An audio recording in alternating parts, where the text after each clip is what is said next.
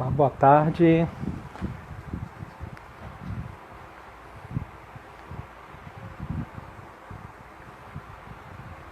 Bem-vindas, Amanda, Cláudia, Daniel, Luiziane, boa tarde, o Bruno. Mãe, um beijo, Terezinha. Oi, Bruno, Olá, boa tarde a todo mundo. tudo bem? Tudo ótimo, e você?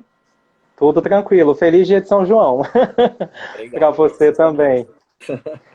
Bruno, tudo certinho, com áudio, imagem? Para mim tá tudo ok. Agora tenho que ver se as pessoas estão me ouvindo bem, se a luz está boa, né? Sim, sim. Olá, Anderson, Júlia. Vamos perguntar então para o pessoal. Vocês estão nos ouvindo bem? A gente pode iniciar? Diego. Se não, eu tenho aqui os fones que você disse que eu. O, Ander, o Anderson já disse que tá ótimo. Que bom. Então a gente pode. Eu posso iniciar aqui. A Amanda também disse que está tudo ok. Então vamos começar.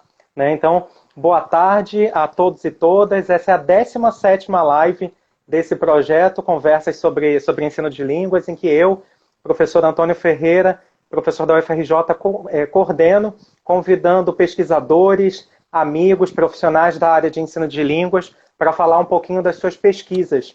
E o convidado de hoje também é da área da linguística aplicada, pesquisador de alguns assuntos que eu já vou falar aqui na biodata, mas um dos temas de interesse também dialoga com a proposta do meu curso, é na área de sociolinguística e ensino de espanhol.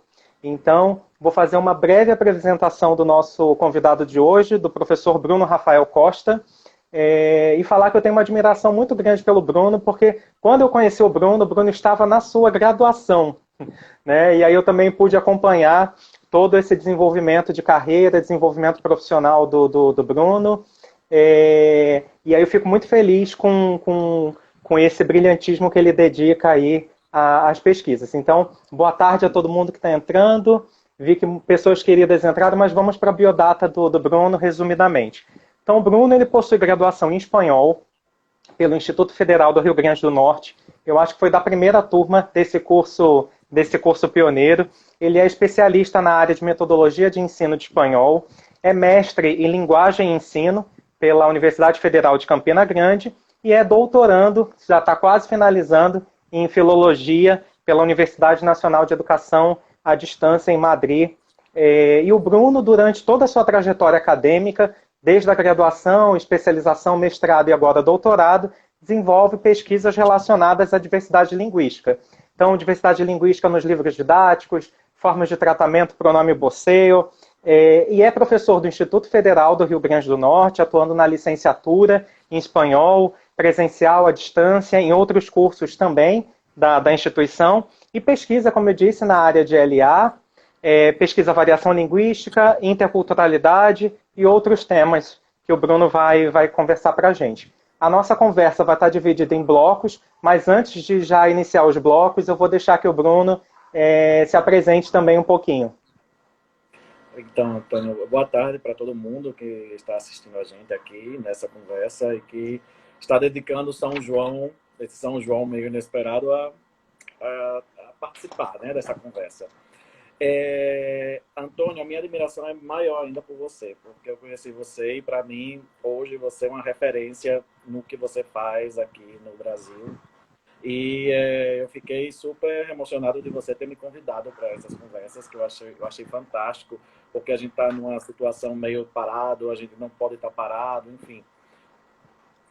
É muito importante, né? Tá tentando. E também uma forma de que eu estou meio parado na minha tese por causa das mudanças, que eu acabei de voltar da Espanha, então eu estou me adaptando ainda de novo ao Brasil. Então já é um convite para olhar de novo para a minha tese também. Então, obrigado. Obrigado por fazer isso por todos nós aqui. Obrigado você, Bruno. Não podia, né, deixar de pensar nesse tema e vinculá-lo ao seu nome. Ainda mais que você está com toda essa vivência, né, dos últimos 4 anos na Espanha. Tenho certeza que você vai contribuir bastante aqui para o debate. E com certeza perguntas vão surgir aqui, perguntas e comentários que vão te ajudar também a repensar, como você mesmo colocou, essa necessidade, né, às vezes, de ser provocado para dar continuidade aí às suas pesquisas, né? Então, quem tiver interesse, quem tiver algum comentário, alguma contribuição, só colocar no chat, que na medida aqui da fala do Bruno, eu vou repassando, vou anotando e repassando para ele. Então, como eu disse anteriormente, essa fala de hoje sobre variação linguística e ensino de espanhol vai estar dividida em blocos, e o primeiro bloco eu já faço aqui, já lanço a pergunta para o Bruno, para que ele possa aí desenvolver seu raciocínio. Então, a primeira pergunta, Bruno, é por que é importante estudar fenômenos de variação linguística em uma língua estrangeira? Então, eu acho que a gente sempre, quando fala de variação em ensino, né, vinculamos muito ao ensino de língua materna, que eu acho que o ensino de língua materna exigiu um pouco mais a incorporação desses fenômenos, e eu percebi ao longo das minhas pesquisas, da minha vivência, inclusive como aluno de línguas estrangeiras, que a variação linguística é muito pouco falada. Não só no espanhol, mas eu acho que em línguas estrangeiras no geral. E eu acho que é importante para o aluno, principalmente porque é interessante que o aluno tenha um repertório mais amplo, né? É muito importante que, por exemplo, quando o aluno entra em contato com determinadas variedades do espanhol, e aí eu vou explicar depois um pouquinho as diferenças entre variante, variedade e variação, que eu acho que é importante ter claro isso como professor de espanhol. É importante ver que os alunos eles não vão entrar somente em contato com o espanhol bastante claro, como o da CNN em espanhol, e aí eles vão eu acho que vão entrar em contato com variedades que não são tão fáceis de ser compreendida, porque o espanhol a gente tem esse mito, né? O espanhol é fácil de compreender, é só colocar um pouquinho mais de atenção. Não, há variedades que são realmente difíceis. Inclusive são difíceis para nós, que somos professores de espanhol há anos, né? Se entramos em contato com socioletos mais baixos, de zonas mais longe de grandes centros urbanos, a gente vai ver que o espanhol não é tão fácil assim de entender. A compreensão auditiva pode falhar. Então, treinar o ouvido, né? E também trazer a diversidade linguística é importante também para evitar a imposição de uma só variedade. Quando eu falo isso, eu já trago, né, assim, uma preocupação minha que por muitos anos e ainda o espanhol da Espanha é o grande protagonista no ensino do espanhol. E nós, como o único país lusófono da América do Sul, estamos rodeados de países que falam espanhol e diferentes variedades linguísticas do espanhol da América Hispânica. É interessante que a gente traga essas vozes, porque estamos perto deles, é o mesmo bloco. Eu percebi na Espanha, por exemplo, que o ensino de português ou do inglês, eles, como a União Europeia é bastante mais sólida que, por exemplo, o Mercosul, eles incentivam muito que a variedade ou a variedade preferente dos cursos de idiomas lá seja o português de Portugal, o inglês e o inglês, por exemplo, da Inglaterra. Porque, claro, é um bloco, né, que está ali dentro. Por mais que o inglês americano seja muito mais falado e o português brasileiro seja muito mais falado, eles priorizam a língua do entorno deles. Então, acho que a gente deveria também ter esse olhar para não ter atitudes tão eurocêntricas e e valorizar muito o que está tão longe da gente. Porque, de fato, as variedades da América Hispânica são tão boas, são tão úteis e podem ser utilizadas como qualquer outra variedade, porque o espanhol tem essa característica de que é uma língua que é bastante unida em termos de que qualquer pessoa que fala espanhol tem essa proximidade linguística. As pessoas se entendem normalmente, não vou dizer sempre, mas se entendem normalmente, né? Então esse contato de variedades causa essa familiaridade com as pessoas que falam espanhol. Então, qualquer variedade que o aluno brasileiro queira falar, ou entre em contato e se sinta à vontade, é interessante, né? Não precisa ser somente uma variedade que tem um certo prestígio, vamos dizer assim. E, claro, é um pouco mais democrático também, né? Dizer assim, poxa, vamos tentar que diferentes variedades linguísticas do espanhol estejam presentes no nosso ensino, porque eu acho que a pluralidade é o melhor caminho. Então, Bruno, então... Não, então, assim, eu acho que ficou já bastante pontuado por você essa necessidade de ampliar o repertório linguístico dos nossos alunos, né?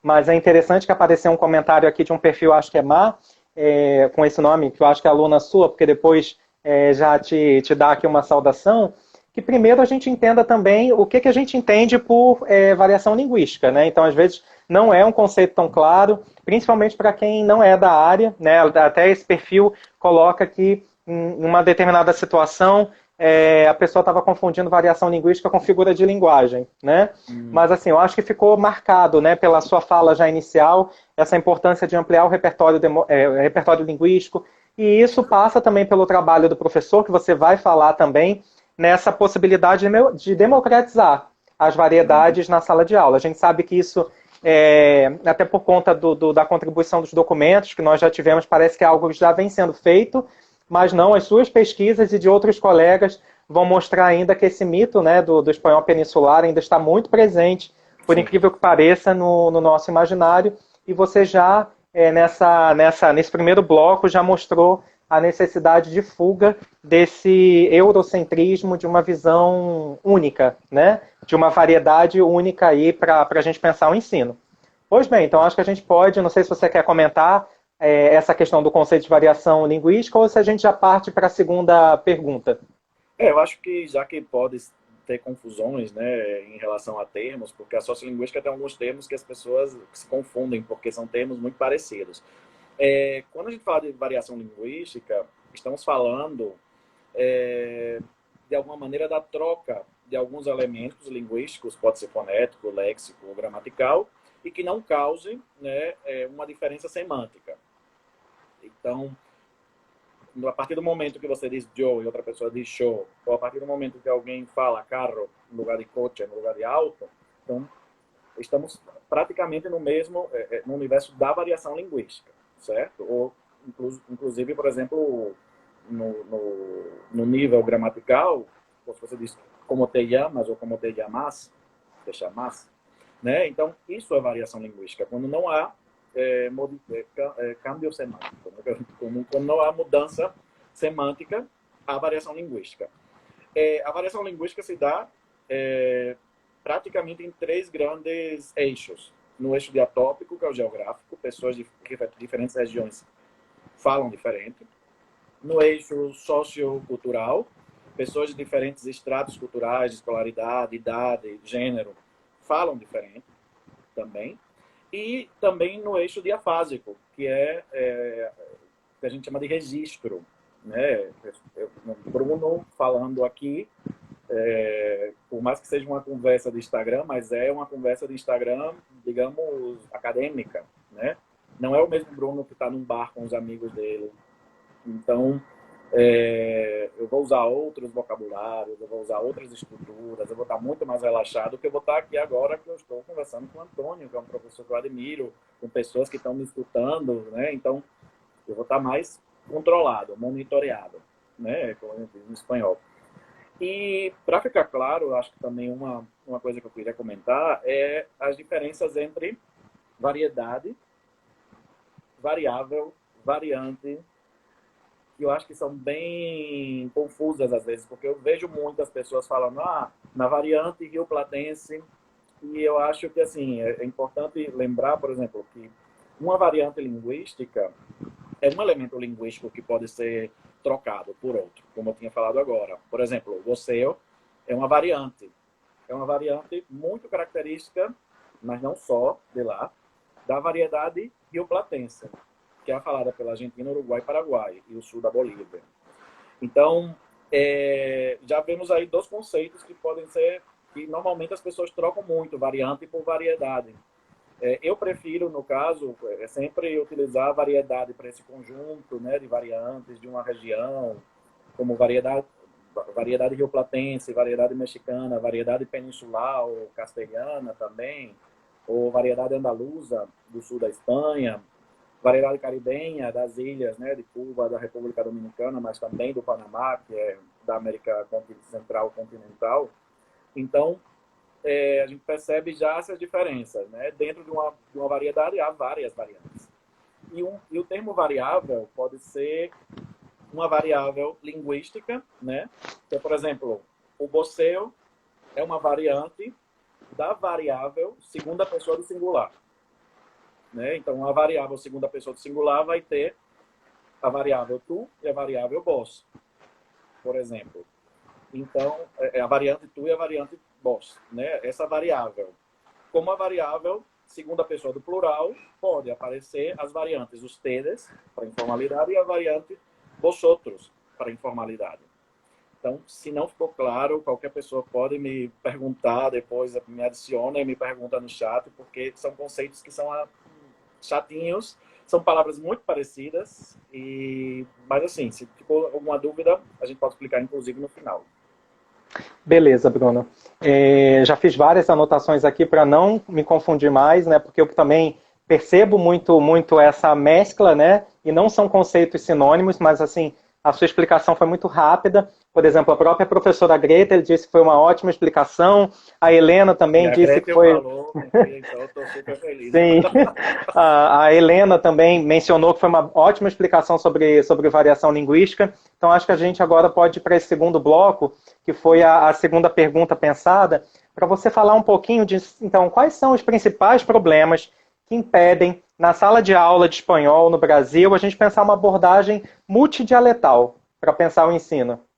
Então, eu acho que os principais problemas, na verdade, não é nem a má vontade dos professores, nem porque eles não querem, é porque realmente a formação que a gente tem não valoriza tanto o ensino das variedades linguísticas, no caso das línguas estrangeiras. Por exemplo, eu fiz uma pesquisa que eu soube que vai sair na revista Intertexto, eu soube que já foi aceito hoje, inclusive, que é uma pesquisa com os PPCs dos cursos de letras espanhol do Nordeste. Pouquíssimos cursos oferecem uma disciplina sobre variação. Né? Dos 13 cursos que eu pesquisei, somente 3 ofereciam disciplinas sobre variação do espanhol. Então, é bastante complicado quando não temos uma disciplina de variação que o professor fale sobre variação.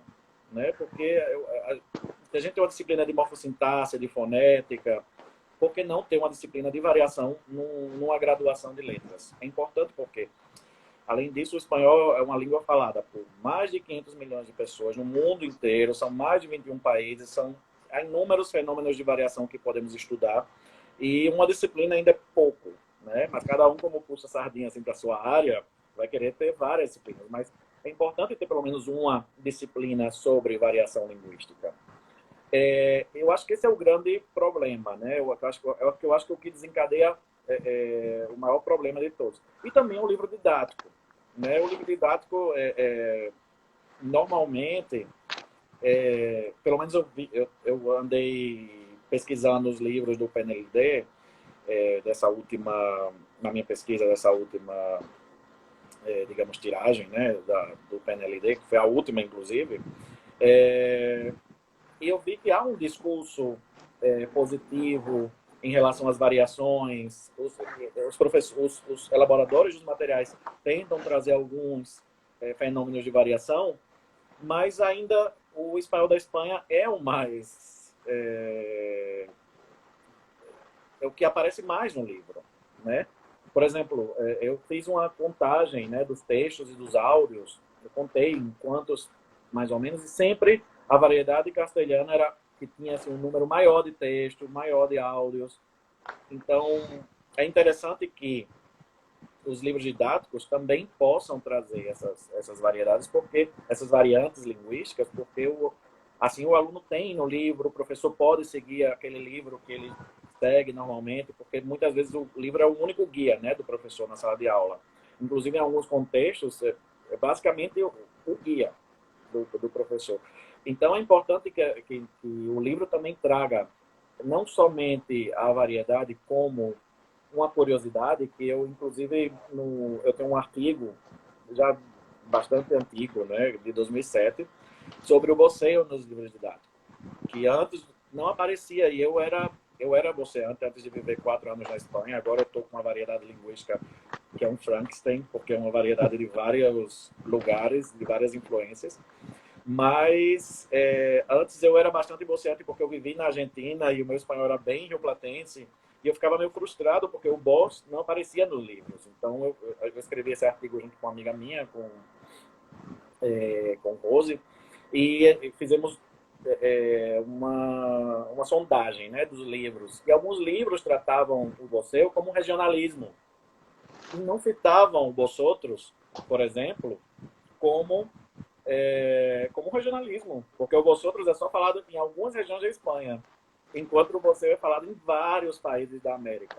Então, por exemplo, a gente já vê uma atitude de preconceito linguístico, ou como a minha orientadora fala, a Maria Antonieta Dion Herrero, lectocêntrica, né, que é dar mais poder a uma variedade que a outras. É interessante ver que, por exemplo, vosotros não é considerado regionalismo, e é bem menos falado que o vos, né?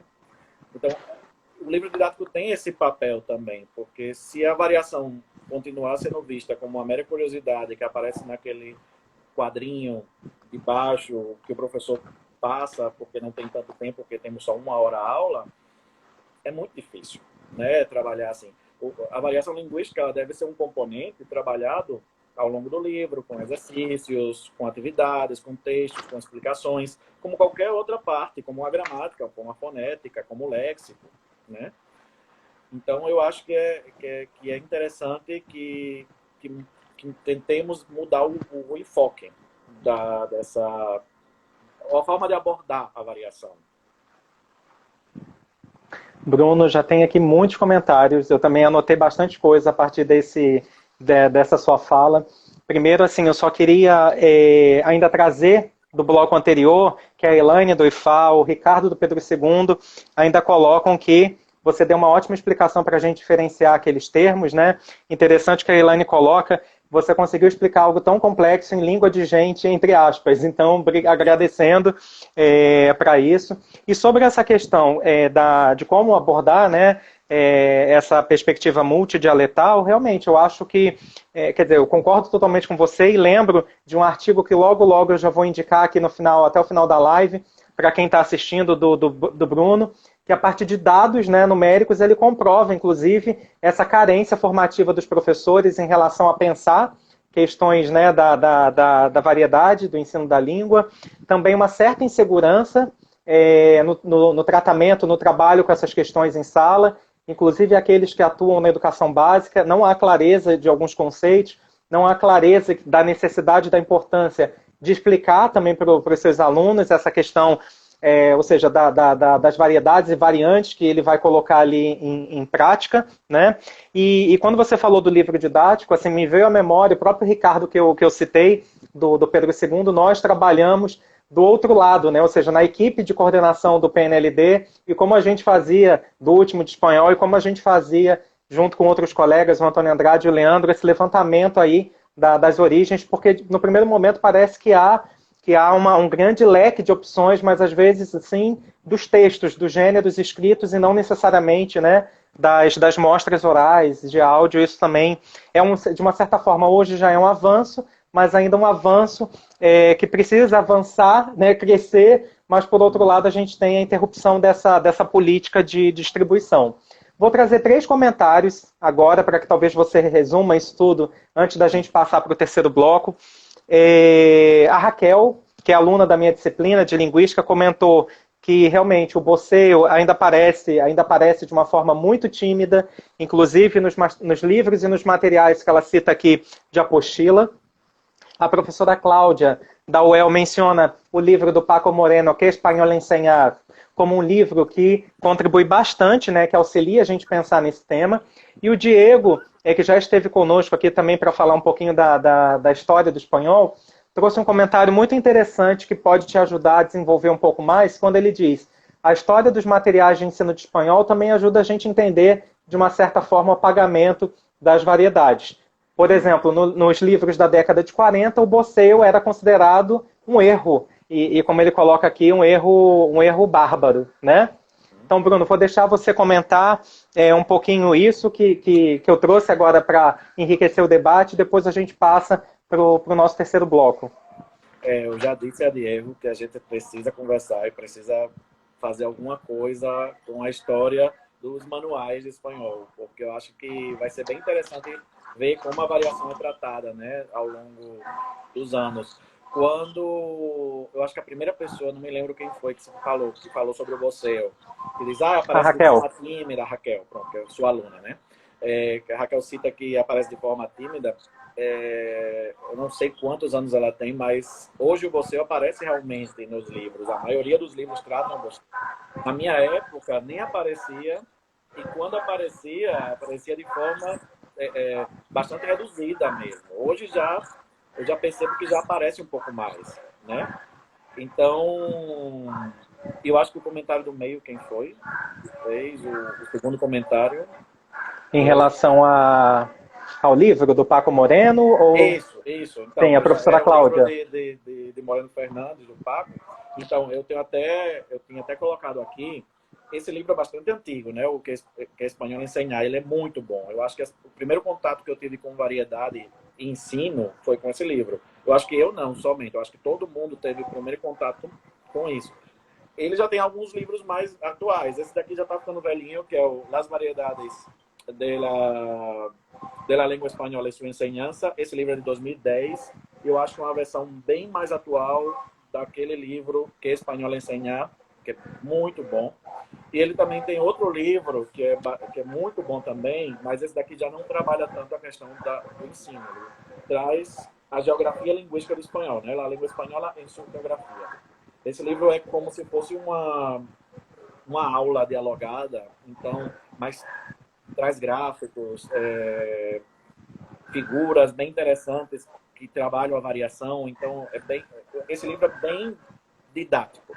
É assim, se você não entende de variação, é como falaram aí a questão do como se fosse explicando variação para sua avó. Então, ele é ótimo porque é como se fosse um diálogo, é super gostoso de ler. E eu recomendo esses dois livros que são muito bons. Sobre os professores, a insegurança que você falou, realmente, a gente viu, por exemplo, eu fiz uma pesquisa com os professores daqui do estado, eu fiz uma pesquisa com os professores do IF e também com os professores daqui do estado. E eu percebi, assim, que nenhum professor, praticamente quase nenhum, tem má vontade de ensinar variação. Todos estão, inclusive, muitos me falaram, eu queria saber mais, eu queria ter essa formação, eu queria estudar mais variação para estar, inclusive, mais seguro de falar de variação com meus alunos. Porque a variação que eu sei é o que eu escuto, praticamente. Porque na graduação, muitos não viram. Né? No IF, a gente tinha a disciplina de dialetologia do espanhol, e na UFRN, por exemplo, aqui não tinha. E a UERN tinha uma disciplina complementar que, quando algum professor poderia dar, ela estava disponível, os alunos poderiam cursá-la. Eu estou falando do estado do Rio Grande do Norte, certo? Depois também tem outros. Mas esses professores daqui do estado do Rio Grande do Norte, por exemplo, porque a variação linguística é também um pouco a percepção do que eles acham que é variação. Então, por exemplo, eles classificaram, a maioria dos professores classificaram o ceceu como um fenômeno dialetal. E esse fenômeno é falado por 95% da população hispano-americana. Ou seja, um fenômeno que é geral, ele estava sendo classificado como um fenômeno dialetal. Ou, por exemplo, o uso do pretérito perfeito composto com marcadores temporais não acabados, foi e visto, era algo considerado por quase todos, a maioria dos professores, como algo geral também. Não é geral em língua espanhola. Não são todos os hispanohablantes que falam oi é visto. Inclusive, na própria Argentina, eu fui corrigido. A primeira vez que eu fui, eu conheci um amigo meu lá, e ele falou, eu disse, oi, é ido ao cine, não sei o que, eu não me lembro o que foi. E ele disse, não, oi, fui. E eu fiquei assim, não, mas oi marcador temporal não acabado. Eu comecei a fazer uma explicação, ele, não, mas ninguém fala assim. Então, ele me corrigiu de algo gramaticalmente tão forte aqui no Brasil, que é o oi é visto e não o oi fui. Então, por exemplo, a percepção que os professores têm de variação, às vezes, nem é tanto um fenômeno de variação. É um espanhol muito mais geral do que eles pensam, né? Então, é importante que a gente reveja, inclusive, o que é geral na formação e o que é particular de cada região, de cada de cada grupo social. Por isso que é importante, porque às vezes a gente trata um fenômeno que é geral, como o CC, ou que é bastante usado, como, por exemplo, o oi, fui, como dialetal, né? Bem, Bruno, eu vou trazer só um comentário para a gente encerrar esse bloco e depois queria apresentar também uma das categorias que você trouxe no artigo, só para não esquecer e talvez motivar você também falar sobre ela, mas voltar aqui a partir de um comentário do Ricardo, como eu mencionei antes, que o Ricardo também é especialista em fonética e fonologia, e aí foi aquele colega que eu disse que dividimos a experiência do PNLD, ele confirma aquilo que eu falei, que não basta ter no livro didático textos orais escritos, elementos variáveis. É também preciso levar o aluno a uma reflexão dessa existência e também dos contextos de uso. E o que me chamou também muito atenção, que a gente vem escutando, vem falando no Brasil, e aí você usa também, dá essa opção para o seu participante nesse artigo que eu vou indicar aqui para o público, realmente para o professor de espanhol, dessa variedade não definida, mas desse espanhol que surge no Brasil e para brasileiros. Seria legal você incluir também isso aqui no debate. Como nós já temos 32 minutos de live, vou para o terceiro bloco, para a terceira pergunta, então, e vou retomando aqui os outros comentários. Então, Bruno, a gente já falou um pouquinho da formação, dos materiais didáticos, então, como professor, ele pode planejar as aulas de espanhol a partir desse enfoque mais plural, com respeito às variedades linguísticas e também pensando no estudante, no ensino brasileiro. Então, já falamos dos problemas, né, da formação de professores e dos manuais. É importante que a formação de professores e manuais, eles coloquem atenção, né, nos fenômenos. Só que enquanto não chega essa mudança nesses dois campos, digamos, eu acho que uma das coisas mais importantes é selecionar bem o input para a sala de aula, né? Se a gente for trabalhar algum gênero discursivo, seja oral ou seja ele escrito, eu acho que é bem importante que possamos planificar que fenômenos vão aparecer em quais momentos. Porque a primeira coisa que eu vou dizer é que é meio frustrante isso, mas é impossível trabalhar todos os fenômenos de variação na sala de aula. Menos ainda com 1 hora de aula por semana. E menos ainda nos contextos que a gente já conhece do espanhol no Brasil, né? Então temos que fazer uma seleção. É inevitável que alguns rasgos, né, algumas variantes linguísticas do espanhol vão estar de fora e outras vão estar presentes. Eu sigo o trabalho da Andion Herrero, de 2005, que ela comenta, eu acho que é bem interessante isso, que ela mostra o seguinte, que 3 critérios são importantes para você selecionar quais são as variantes que devem ser trabalhadas em sala de aula ou não. Primeiro, que ela tem que ser perceptível para os alunos.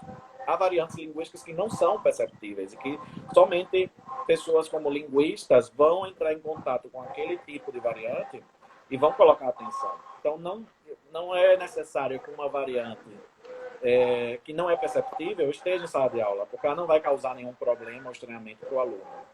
A segunda, que ela chama, que ela tem que ser rentável. E o que ela quer dizer com isso? Que ela possa produzir algum obstáculo na hora da comunicação, na hora da compreensão, por exemplo. Então, por isso que eu falei antes, né, no começo, que uma variante, ela pode e deve estar presente, principalmente porque ela ajudaria na compreensão auditiva, na compreensão oral, perdão, na compreensão oral do aluno. Então, e também ter validez no território. Por exemplo, que ela se fala, né? Por exemplo, se é uma variante, por exemplo, falada somente numa região do interior, da zona de Salta, do norte da Argentina, ela não tem a mesma vigência, por exemplo, que o boxeo, que é nacional na Argentina, e que inclusive está presente em outros países, né? Uma das coisas que, além desses 3 critérios, na minha tese de doutorado, o que a gente está fazendo é selecionar essas variantes, somente fonéticas e gramaticais, as léxicas a gente não colocou porque já seria um trabalho bastante grande. O que a gente está tentando fazer é selecionar para cada ano do ensino médio determinadas variantes linguísticas. E essas variantes, elas estão categorizadas, elas cumprem, digamos, essas três características que eu acabei de falar. Só que outra coisa também que eu percebi é que para o ensino de português, ou para o ensino de espanhol no Brasil, no caso, eu fiz uma comparação com o português. Por exemplo, o CECEU é uma variante que para a gente ela é ótima. Por quê? Porque quando você, por exemplo, os falantes de espanhol da Espanha, eles têm um som interdental que nós não temos, né? O tercília. Então, esse som, o interdental, ele não é um som que é natural nosso do português. Vai ser muito mais difícil um aluno brasileiro adquirir esse som, ou aprender esse som, que outro, por exemplo, que o CECEU, quer dizer Cecília, como diria um brasileiro também, certo? Então, por exemplo, quando a gente tentou fazer a seleção dos conteúdos, eu começo pelo CECEU e depois que eu vou para a distinção, né, de trilha, sapato e sapo, caça, caça. Então, por exemplo, aí eu acho que é interessante o português porque, inclusive, o CECEU é um fenômeno bastante vigente. Ou seja, é um fenômeno falado por quase todos os falantes do espanhol do mundo. Já, por exemplo, um fenômeno que os professores, na minha pesquisa, afirmaram que não trabalhariam, por exemplo, é o som fricativo do CH, né? No lugar de dizer muchacho, dizer muchacho. Muitos professores afirmaram que não ensinariam esse fenômeno porque justamente eles acreditam que seria uma interferência do português. Porque o nosso CH é pronunciado da mesma maneira que pessoas do sul da Espanha e do Caribe falariam muchacho. Então, por exemplo, esse fenômeno, apesar de ser bem menos vigente do que o CECEU, eu incluí esse fenômeno na nossa lista de conteúdos, mas já num nível linguístico mais alto. Já incluí ele no 3º ano do ensino médio. Por quê? Porque assim o aluno pode ter contato com a variante que ela é mais, no caso, mais falada, que é o muchacho, para depois entrar em contato com o muchacho. Porque no primeiro ano, no primeiro contato, talvez o aluno, por facilidade, por causa da língua portuguesa, comece a falar muchacho, sem ter noção que é uma variante bem menos falada que muchacho. Não que seja melhor nem pior, nem que ele não possa falar essa variante, mas é uma variante menor, né? Onde é que se fala o muchacho parecido com o português? O muchacho normalmente é falado no sul da Espanha e nos países do Caribe, certo? Eu já vi a pergunta, então já me adiantei. Eu acho que é interessante essa planificação baseado também na quanto mais nível de língua os alunos têm, melhor de incorporar fenômenos de variação. E eu também trabalhei da seguinte maneira: mais fenômenos fonéticos no começo e menos gramaticais, para que logo a gente fizesse a inversão, menos fenômenos fonéticos e mais fenômenos gramaticais, porque fenômenos de variação fonético-fonológica são os primeiros que o aluno entra em contato. Então, por exemplo, se você tem um professor, mas esse inventário de conteúdos ele pode ser móvel também. Por exemplo, um professor caribenho ou que tem um espanhol caribenho, ele pode trazer o muchacho para o primeiro ano, porque ele vai inevitavelmente falar muchacho com os alunos dele, né? Ou um professor, por exemplo, na nossa pesquisa dos professores do IF, a maioria dos professores que tinham uma variedade específica do espanhol, a variedade deles era castelhana. Então, eles são professores distinguidores, né? Eles falam com um som interdental. Então, é interessante que, por exemplo, o professor traga esse fenômeno para o primeiro ano. Eu coloquei no segundo, mas pensando no espanhol mais geral, né? Pensando em um contexto, por exemplo, que não fosse tão específico. Mas se o professor tem uma variedade específica, é interessante que o professor modifique essa lista de conteúdos que a gente está elaborando.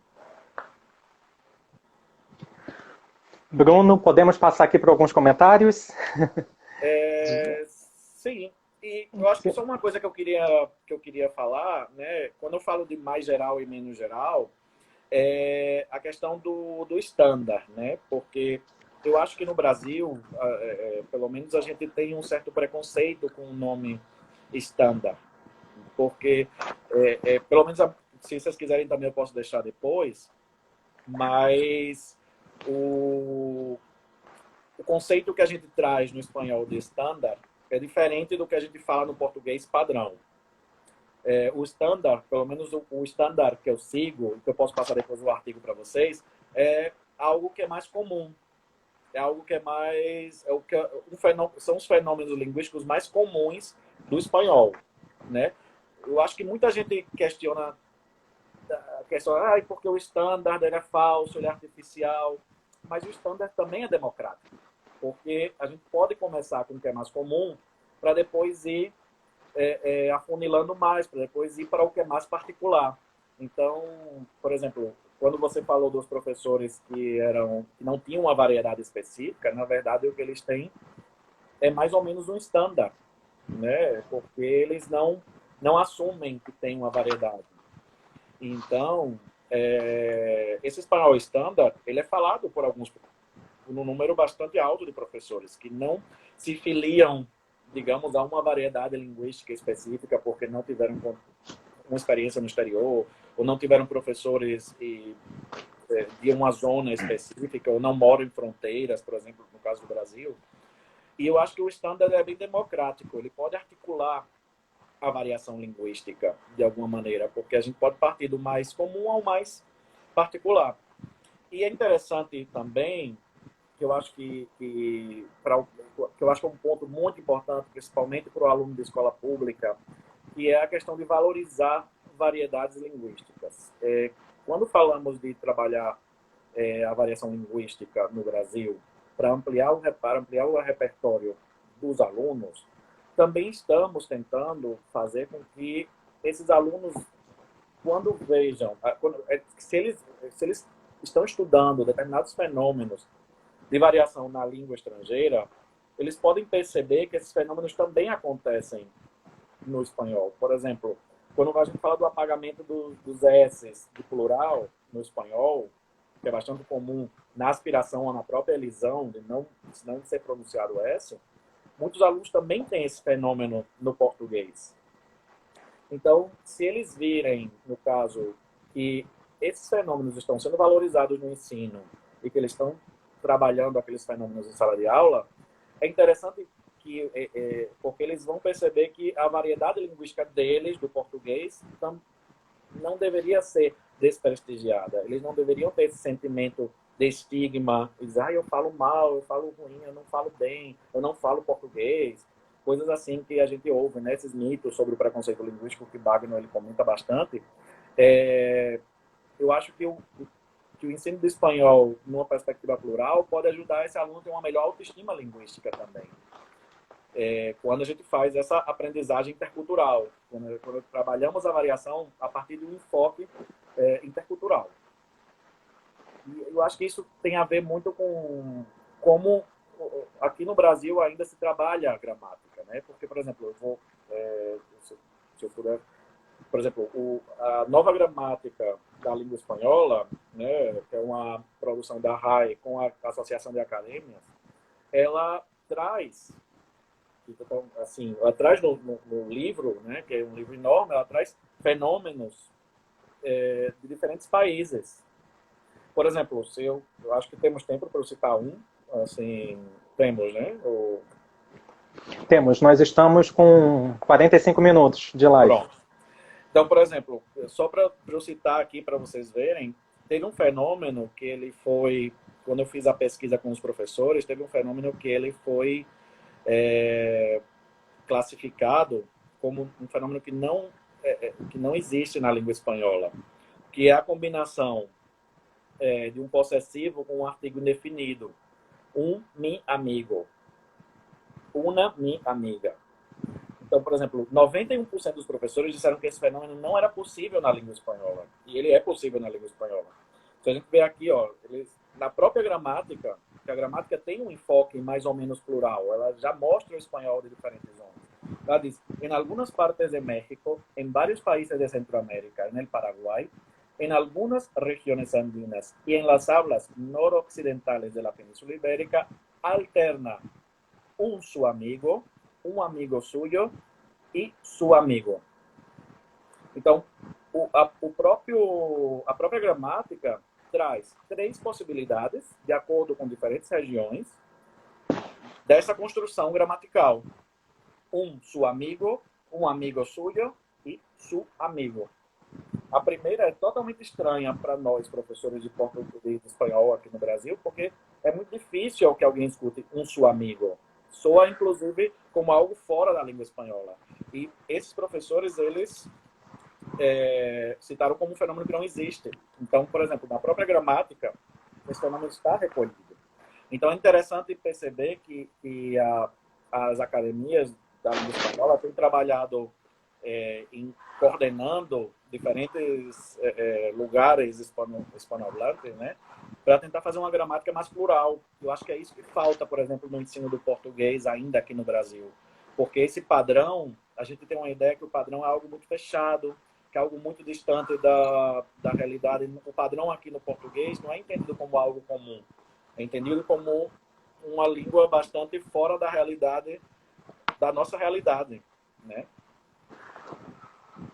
Bruno, a gente precisa marcar uma segunda live, porque tem muito assunto, muitas anotações aqui, comentários bastante interessantes.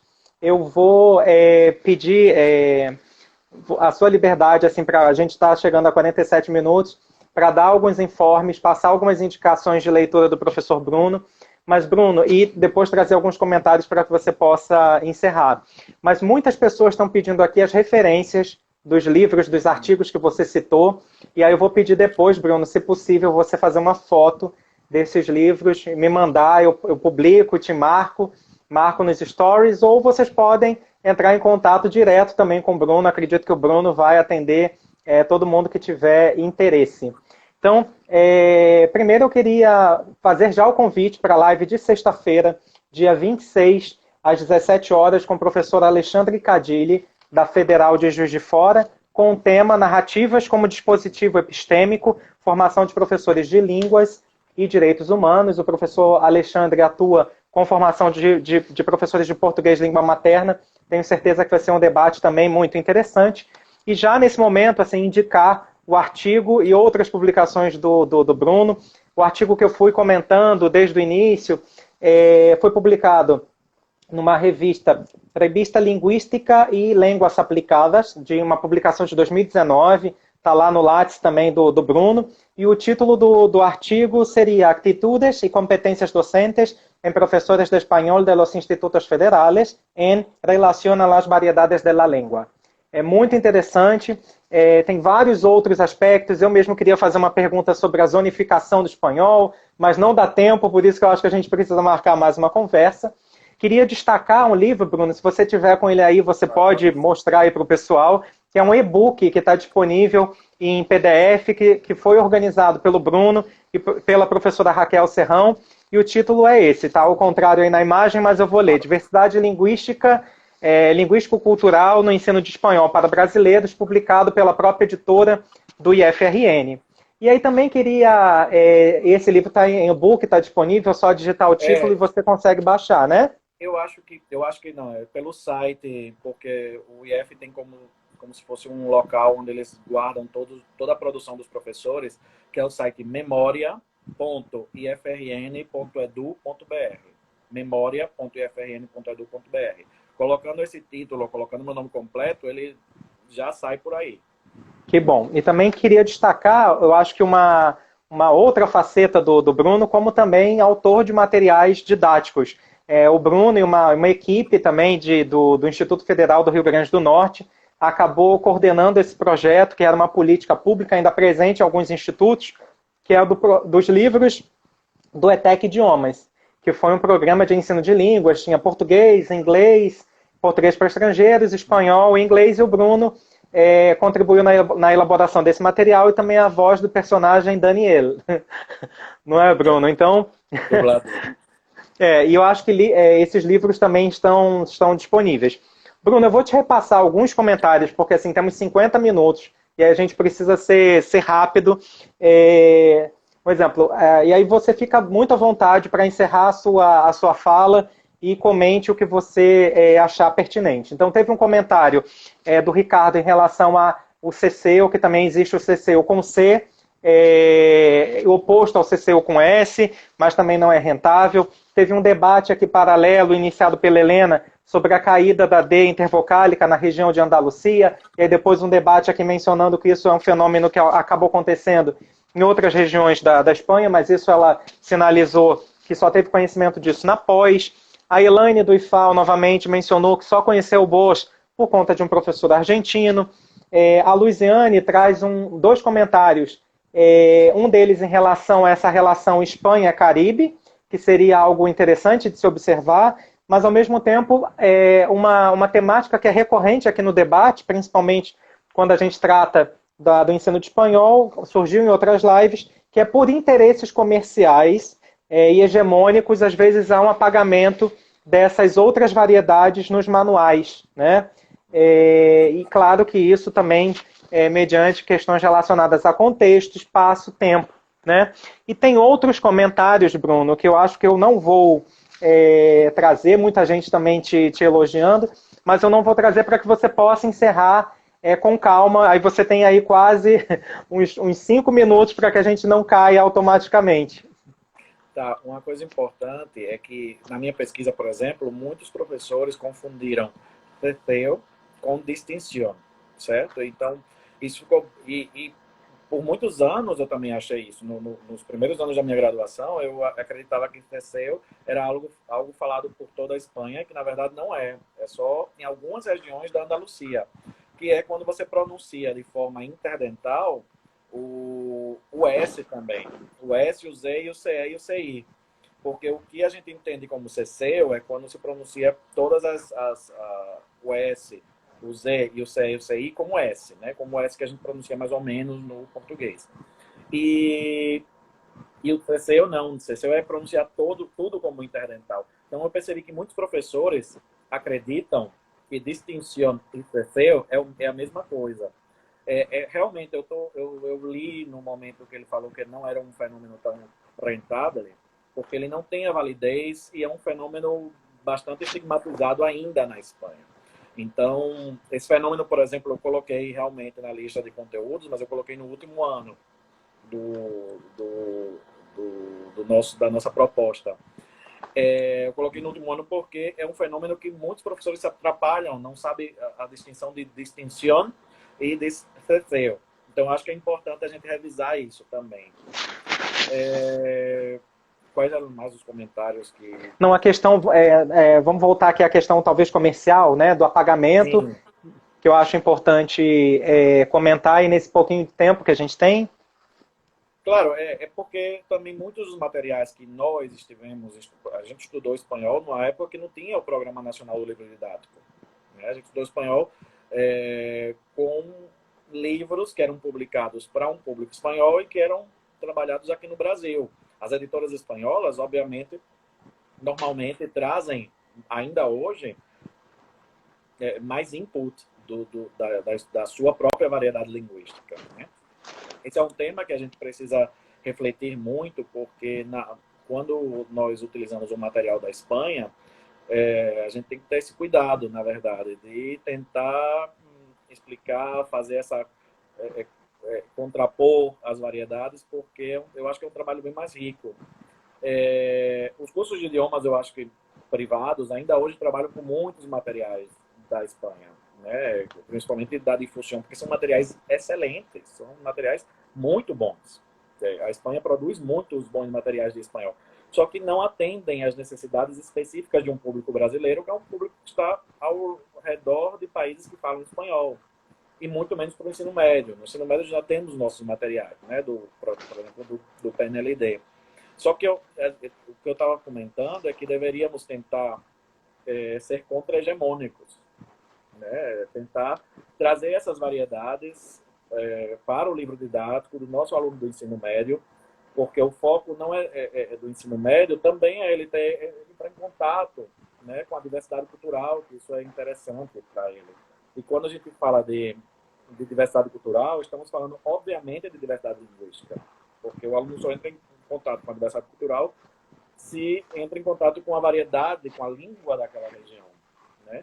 Então, eu acho que trabalhar variedades na sala de aula é uma proposta contra-hegemônica, porque estaremos dando vozes àqueles que foram silenciados durante muito tempo. E não me lembro se tinha mais outros comentários. A memória está... Não, sem problema. É bom que a gente consegue acabar aqui com calma.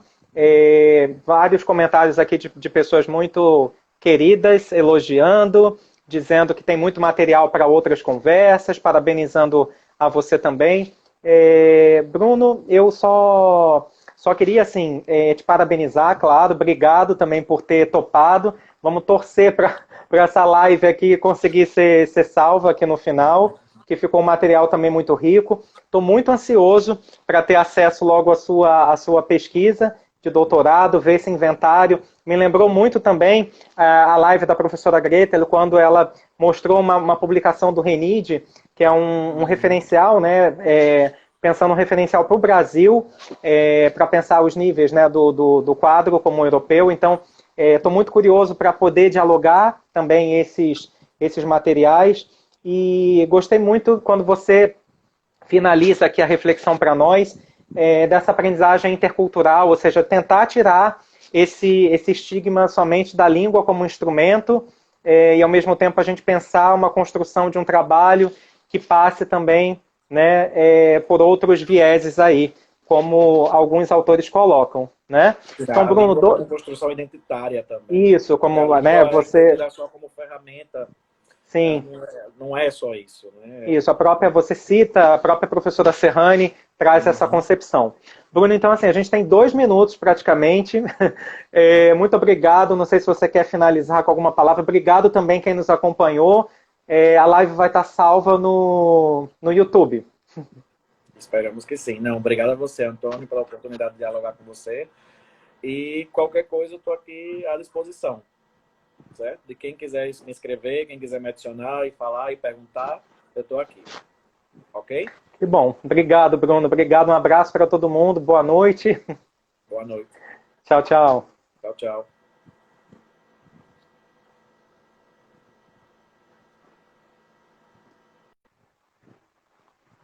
Tchau, tchau, pessoal. Até sexta-feira. Obrigado. Tchau, tchau.